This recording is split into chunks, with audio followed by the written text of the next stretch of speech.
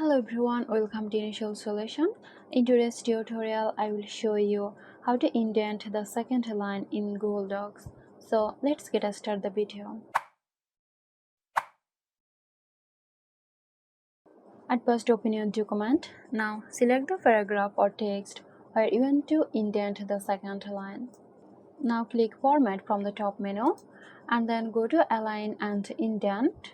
From here, go to Indentation options. Now under Special Indent, click on this drop down and select Hanging. Here put it to 0.2. Now click Apply. So there you have it. The first line will stay at the original margin, while the second line and all following lines will be indented. I hope this video helped you out. Stay tuned for more helpful tutorials here at Initial Solution. This video is sponsored by Girosoft. Girosoft offers graphic design, UI UX design, digital marketing and web development. Elevate your brand with Girosoft today. For more details, check the description box.